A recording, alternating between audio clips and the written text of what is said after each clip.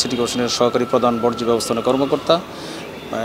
এই ঘটনার কারণে আমাদের যে গাড়িগুলা পুড়ে ছাই হয়ে গেছে, যার জন্য আমাদের কাজের বর্জ্য ব্যবস্থাপনা কাজের যথেষ্ট বিঘ্ন সৃষ্টি হচ্ছে, যার জন্য আমাদের আসলে পাবলিক জনগণের আসলে একটু ভোগান্তি হচ্ছে।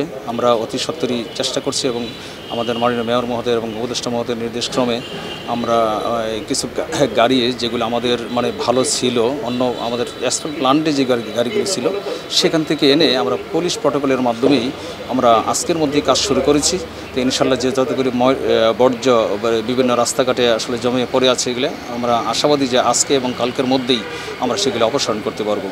আরেকটি কথা হলো যে আমি যেই রুমে আসলে বসতাম সেই রুমের পৌরসভা, টঙ্গী পৌরসভা থেকে শুরু করে গাজীপুর সিটি কর্পোরেশন পর্যন্ত এত দীর্ঘ সময়ের যত নথিপত্র ছিল, যত প্রয়োজনীয় কাগজপত্র ছিল, আসলে সব পুড়ে ছাই হয়ে গেছে।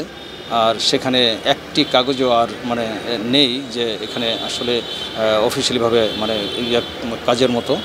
আর এর ভিতরে যতগুলো আসবাবপত্র ছিল সেগুলো সহ পুরো ছাই হয়ে গেছে, অর্থাৎ রুমের ভিতরে শুধু পুরো ছাই, তাছাড়া আর কিছুই নেই। এটার জন্য হয়তো কাজের কিছুটা হয়তো অফিসিয়ালি কাজের একটু বিঘ্ন সৃষ্টি হতে পারে। নগদের কাছে সব গ্রাহকই প্রিয়, তাই তো সারা দেশে ক্যাশ আউট চার্জ সবচেয়ে কম। আমাদের সর্বমোট বজ্র ব্যবস্থাপনার কাজে নিয়োজিত এবং অফিসিয়াল আমাদের স্যারদের জন্য ব্যবহৃত 20টি গাড়ি অগ্নিসংযোগ হয়েছে, পুরো একদম শেষ হয়ে গেছে। আর হয়েছে আনুমানিক 20 কোটি টাকার মতো ক্ষয়ক্ষতি হয়েছে আনুমানিক। এটা আমরা একজ্যাক্ট এখনও করতে পারিনি, তবে 20 কোটি টাকার নিচে হবে, উপর হবে না, নিচে হবে না, উপর হবে। হ্যাঁ, আমাদের একটা আমাদের কনজারভেন্সি শাখার যেই গুরুত্বপূর্ণ ফাইলপত্র ছিল এবং এইখানে স্বাস্থ্য বিভাগের কিছু টিকা ছিল, ভ্যাকসিন ছিল, এগুলো সবই ক্ষতিগ্রস্ত হয়েছে।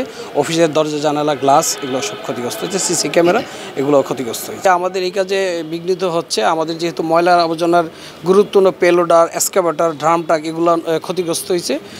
এই জন্য আমাদের এই কাজটা ব্যাহত হচ্ছে। তারপর আমরা আজকে জনস্বার্থে আমাদের সিটি কর্পোরেশনের উপদেষ্টা মহোদয়ের নির্দেশে আমরা এই বিভিন্ন স্থান থেকে বজ্র সরানোর কাজ শুরু করেছি।